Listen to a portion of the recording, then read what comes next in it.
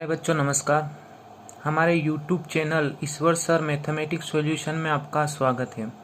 आज की इस वीडियो में हम कक्षा 12वीं एनसीईआरटी फिजिक्स के पहले अध्याय विद्युत आवेश तथा क्षेत्र में कूलाम के नियम को बहुत ही इजी तरीके से समझेंगे। अगर आपको हमारी ये वीडियो पसंद आते हैं तो आप हमारे वीडियो को लाइक करें, चैनल को सब्सक्राइब करें और बेल आइकन पर क्लिक करें ताकि आगे जो भी वीडियो हम अपलोड करते हैं उसकी नोटिफिकेशन आपको सबसे पहले मिल जाए। आइए देखते हैं कि कूलाम का जो नियम है यह आपसे एग्जाम में किस प्रकार पूछा जाएगा। क्वेश्चन आएगा कूलाम का नियम क्या है, इसकी गणितीय अवधारणा समझाते हुए एक कूलाम आवेश को परिभाषित कीजिए। तो कूलाम के नियम को पढ़ने से पहले कक्षा 11वीं में हमने न्यूटन का गुरुत्वाकर्षण बल संबंधी नियम पढ़ा था।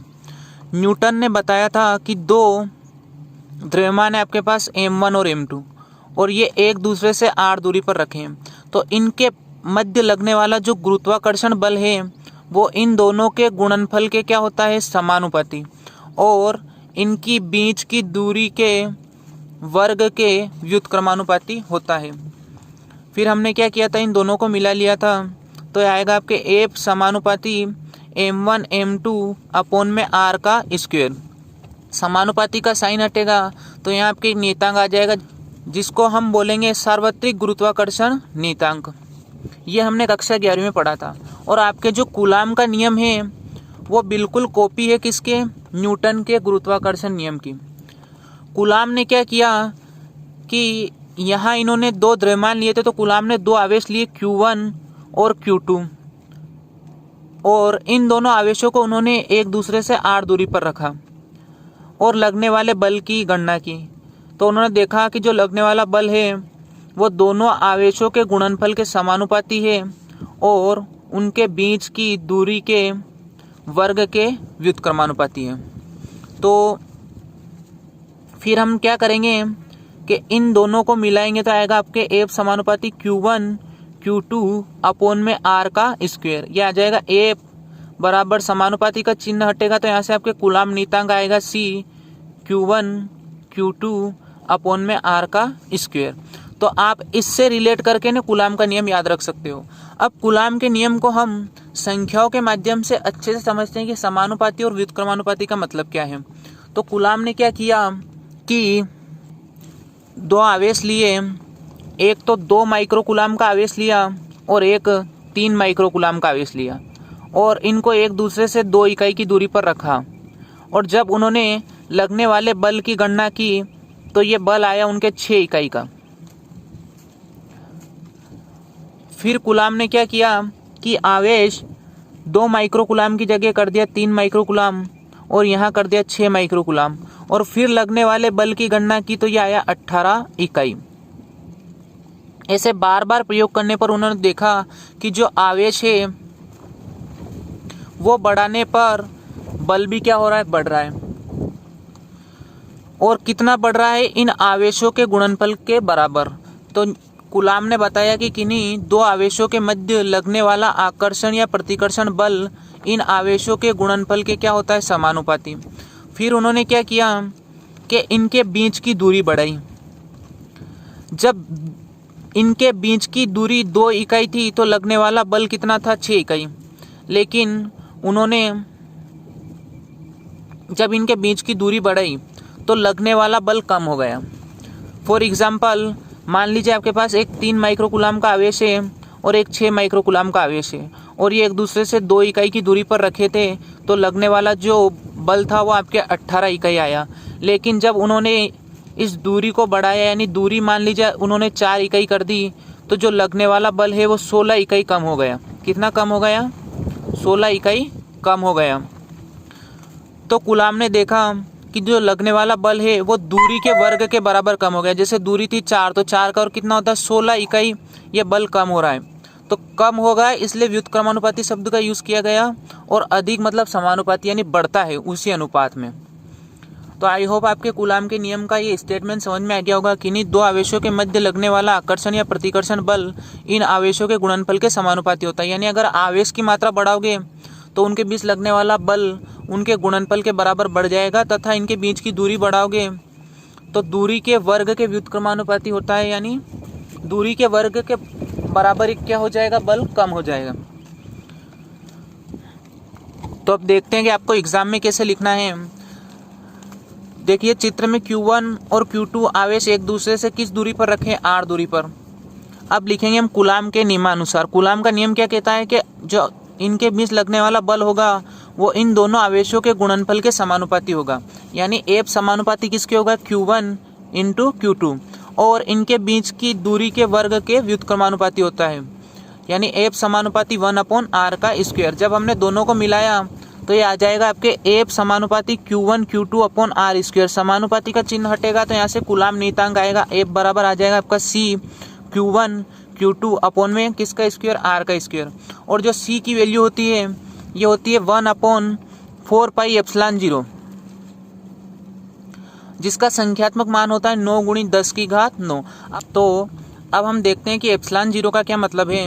एप्सिलॉन 0 जो होता है ये आपके वायु या निर्वात की विद्युतशीलता होती है। अब विद्युतशीलता को हम अच्छे से समझते हैं कि विद्युतशीलता क्या है।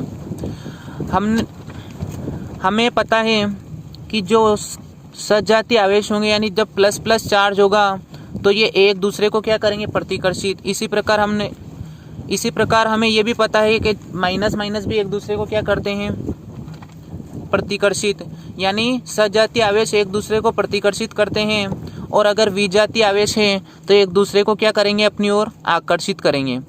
अब इनके बीच में आकर्षण या प्रतिकर्षण बल कार्य तो कर रहा है, लेकिन ये दोनों आपस में एक दूसरे को टच नहीं कर रहे हैं।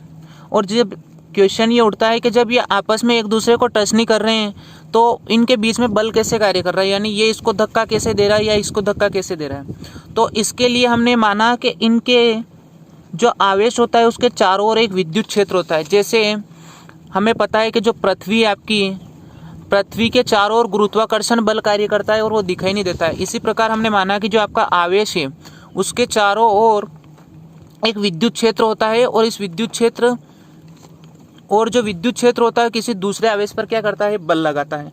अब ये जो विद्युत क्षेत्र है इसमें लगने वाला बल बहुत सारे माध्यम पर निर्भर करता है। फॉर एग्जाम्पल हम इसमें पानी या मिट्टी के तेल में रख दें तो जो लगने वाला बल है ये कम हो जाएगा। तो कोई माध्यम रखने पर लगने वाले बल में जो कमी आएगी उसको हम बोलेंगे उसकी विद्युतशीलता, जिसको हम कैसे दर्शाते हैं, एप्सिलॉन 0 से। और इसको हमने 1 के अपोन में ही क्यों लिखा, क्योंकि ये कम हो रही है। इसका मतलब किसके अपोन में आएगा, 1 के। और कितना कम हो रहा है, पूरा एक गोला ये, और गोला इसलिए इसके साथ में क्या आ गया, 4 पाई। इसलिए ये टोटल जो आपके C की वैल्यू आई ये 1/4 पाई एप्सिलॉन 0, और इसका संख्यात्मक मान क्या होता है, 9 × 10⁻9। अब लास्ट में लिखा गया यहाँ कि यदि के माध्यम का क्या हो, कोई पराविद्युतांक पदार्थ अगर अपन रख देते हैं तो पराविद्युतांक पदार्थ रखने पर भी विद्युतशीलता क्या हो जाती है, कम हो जाती है। इसलिए पराविद्युतांक मतलब जैसे वायु हुआ, पानी हुआ, मिट्टी का तेल हुआ, ये सब पराविद्युतांक पदार्थ है, और इनको रखने से इन दोनों आवेशों के मध्य लगने वाला जो बल है वो कम हो जाएगा, और कम हो जाएगा तो ये 1 के बटे में आएगा। इसलिए बटे में क्या आ गया, F बराबर 1/4 पाई एप्सिलॉन 0 के Q1 Q2 अपॉन में R स्क्वायर और न्यूटन।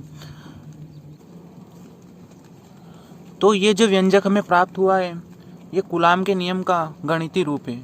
अब अगर आपको एक कूलाम आवेश को परिभाषित करना हो तो हम ये जो हमें सूत्र प्राप्त हुआ है इसमें Q1 तथा Q2 बराबर लेते हैं 1 कूलाम।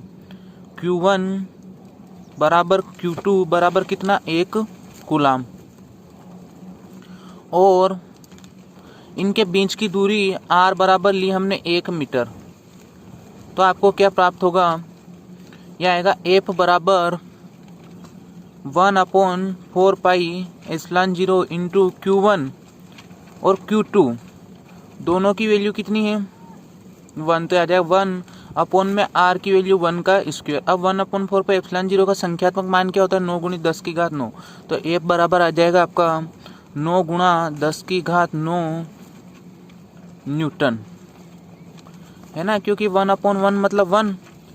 तो अब इसकी सहायता से हम एकांक आवेश को परिभाषित कैसे करेंगे कि एक कूलाम आवेश वह आवेश होता है जो अपने ही बराबर एवं सजाती मतलब दोनों ही प्लस चार्ज हो, सजाती आवेश से वायु तथा निर्वात में 1 मीटर की दूरी पर रखने पर 9 × 10⁹ का कौन सा बल आरोपित करता है? प्रतिकर्षण बल आरोपित करता है। तो आप एक बार इसका स्क्रीनशॉट ले लें और एग्जाम में अगर आपको एक क्वेश्चन पूछा जाता है तो आपको जैसा मैंने बताया ऐसा लिखना है, तो आपको पूरे मार्क्स मिलेंगे। अगर आपको हमारे वीडियो पसंद आते तो आप हमारे वीडियो को लाइक करें, चैनल को सब्सक्राइब करें। धन्यवाद।